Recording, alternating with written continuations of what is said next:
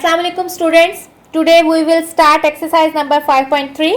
Exercise number 5.3 में आपके question number 1 के पार्ट 1, पार्ट 4 और पार्ट 5 जो है वो आपके स्मार्ट सिलेबस में दिए हुए हैं। तो ये तीनों पार्ट्स मैं इसके आपको करवाऊंगी। इसके अलावा इसका सिर्फ क्वेश्चन नंबर 4 जो है वो आपके दिया हुआ है, बाकी कोई क्वेश्चन जो है वो हमने नहीं करना। तो इसके मैं आपको ये वाले पार्ट जो स्मार्ट सिलेबस में है वो सारे करवा दूंगी। प्रैक्टिस के लिए अगर आप और करना चाहें तो वो कर भी सकते हैं, और अगर कुछ पूछना चाहें तो वो आप कमेंट्स में मुझसे पूछ सकते हैं। अब इसका क्वेश्चन नंबर 1 देखें। Use the remainder theorem to find the remainder. अब इसमें उसने आपको एक इक्वेशन दी हुई है और उसने कहा है कि रिमाइंडर थ्योरम यूज करके आपने रिमाइंडर की वैल्यू फाइंड आउट करनी है। पहली बात ये कि ये दूसरे जो क्वेश्चन है उससे फर्क इसलिए है कि इसमें आपको उसने बता दिया कि आपने रिमाइंडर थ्योरम अप्लाई करना है। दूसरा, अगर आप देखें इसमें क्यूब है। क्यूब में हमें पता है कि क्यूब में 2 फॉर्मूले हैं और आपको फॉर्मूले में 3 किसी का क्यूब नहीं है, तो इसलिए इसका मतलब ये फॉर्मूला तो कोई ना खुलता है ना बंद होता है। ठीक है, तो इसका मतलब है ये क्यूब का कोई फॉर्मूला तो इसमें अप्लाई नहीं होता। और दूसरा, उसने आपको मेंशन कर दिया कि आपने इसमें रिमाइंडर थ्योरम अप्लाई करके रिमाइंडर फाइंड आउट करना है। आगे देखिए, इसलिए लिखा हुआ है is divided by x minus 2। x minus 2 से ये आपकी इक्वेशन जो है वो डिवाइड हो रही है। आपने रिमाइंडर थ्योरम अप्लाई करके इसका रिमाइंडर फाइंड आउट करना है। तो सबसे पहले हमारे पास ये जो क्वेश्चन है इसको हम पोलिनोमियल का नाम देते हैं। और आप लोगों को पता है कि पोलिनोमियल हमने चैप्टर नंबर 4 में पढ़ा था कि पोलिनोमियल क्या होता है, जिसमें आपके पास एक वेरिएबल हो और उस वेरिएबल की पावर जो है वो पॉजिटिव में हो, यानी वो फ्रैक्शन में ना हो, अंडर रूट में ना हो, फ्रैक्शन में यानी अंडर रूट का मतलब फ्रैक्शन में ना हो, और पॉजिटिव हो यानी डिवीजन में ना हो, तो वो पोलिनोमियल होता है। और आप देखें ये आपके पास एक पोलिनोमियल है। तो सबसे पहले हम कहते हैं कि लेट, ये जो पोलिनोमियल है इसमें वेरिएबल क्या है, x, तो let p of x is, जो कि किसके बराबर है, 3x cube minus 10x square plus 13x minus 6। क्या आपके पास एक पोलिनोमियल है, यानी p ऑफ x है, इसको पढ़ते हैं p ऑफ x, यानी एक ऐसा पोलिनोमियल जिसमें वेरिएबल क्या है x। तो ये आपके पास एक पोलिनोमियल है p ऑफ x। अब when p of x is divided by x minus 2, जब आप इस p ऑफ x को डिवाइड करेंगे x माइनस 2 से, जो कि आपके क्वेश्चन में उसने गिवन है, यानी अगर x माइनस 2 को 0 पुट करो तो इसका मतलब x की वैल्यू 2 हो जाएगी। सो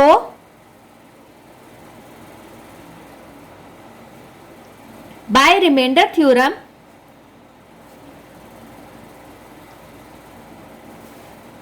रिमाइंडर विल बी, दोबारा एक दफा बताती हूं, हमने कहा कि जो आपको इक्वेशन दी हुई है ये पोलिनोमियल है, हमने इसको कह दिया कि इसको p ऑफ x का नाम दे दिया। Let polynomial p of x इसके बराबर है is divided by x minus 2। तो मैंने कहा कि जब p ऑफ x जो है इस डिवाइड हो रहा है x माइनस 2 से, x माइनस 2 से डिवाइड होने का मतलब है कि x माइनस 2 को अगर 0 पुट करें तो x की वैल्यू क्या होगी, 2। तो आपके पास जो रिमाइंडर थ्योरम से जो रिमाइंडर बचेगा वो क्या होगा। अब हम क्या करेंगे, हमने रिमाइंडर फाइंड आउट करना है, तो हम लिखेंगे r, यानी रिमाइंडर जो है वो क्या होगा, किसका, p ऑफ x का। अब जहां जहां x है वहां वहां 2 लिख देना है। तो p ऑफ x में सबसे पहले इस ब्रैकेट के अंदर जो x है इसको 2 लिख देंगे। इस इक्वेशन में ये x की जगह 2, इसका क्यूब आ जाएगा, माइनस 10, यहां भी x है तो 2 का स्क्वायर प्लस 13, 2 माइनस 6। हमने क्या किया कि आपके पास ये जो p ऑफ x में रिमाइंडर फाइंड आउट करने के लिए रिमाइंडर थ्योरम में हमने क्या किया कि रिमाइंडर थ्योरम कैसे अप्लाई किया कि रिमाइंडर की वैल्यू क्या होगी कि अगर p ऑफ x में x की जगह आप हर जगह क्या लगा देंगे, x की वैल्यू को 2 पुट कर देंगे। तो मैंने देखिए x की जगह हर जगह 2 पुट कर दिया। अब आपके पास पोलिनोमियल ऑफ 2 आ गया। गिवन क्या क्वेश्चन थी, p ऑफ x, तो अब पोलिनोमियल ऑफ 2 का हम रिमाइंडर निकाल रहे हैं।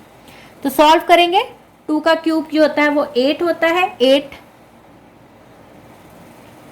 2 का स्क्वायर 4, 13 2 जार 26, माइनस 6,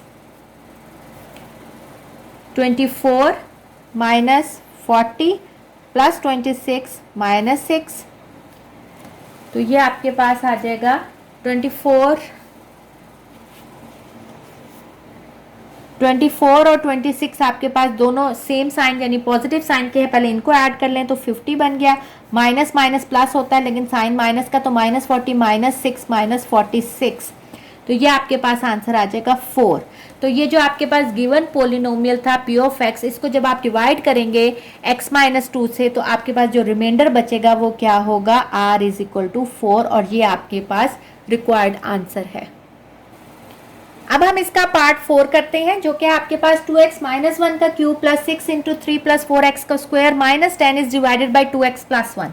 अगेन इसको पार्ट 1 की तरह करेंगे। सबसे पहले हम इसको p ऑफ x का नाम देंगे, जो कि क्या है 2x - 1 का क्यूब प्लस 6 × 3 + 4x का square minus 10 when p of x is divided bye, क्या दिया हुआ है आपको, किससे डिवाइड करना है, 2x + 1 से।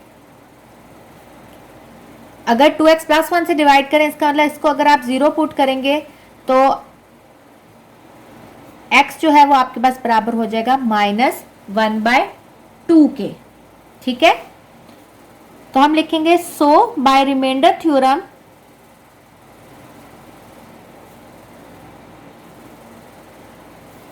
रिमाइंडर विल बी रिमाइंडर आपके पास क्या आ जाएगा। अब जहां जहां x है वहां वहां क्या लिखना है, -1/2। तो पोलिनोमियल -1/2 का क्या बनेगा,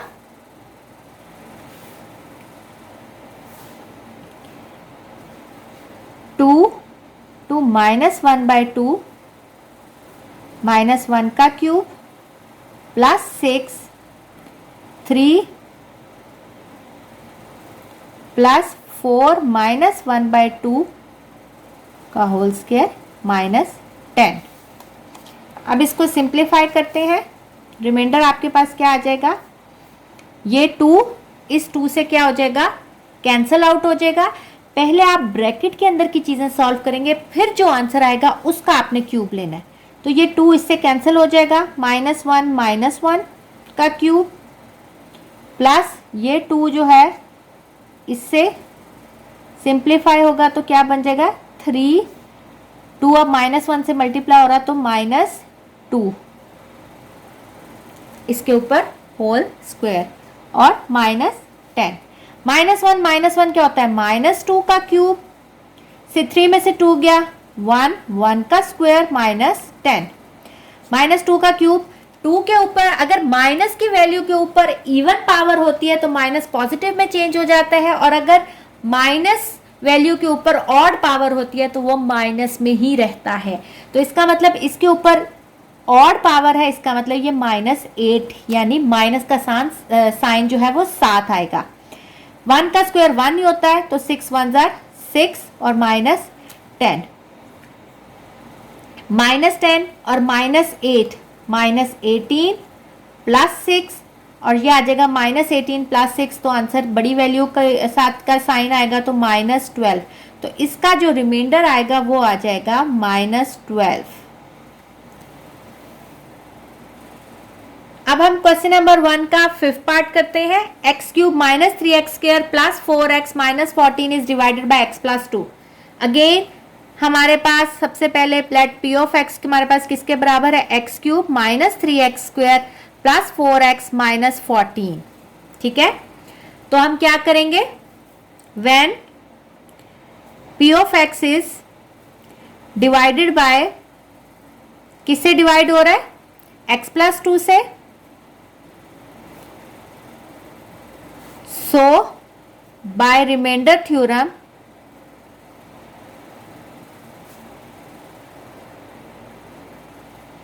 रिमाइंडर विल बी, अब जहां जहां आपके पास x है वहां वहां क्या आ जाएगा, -2।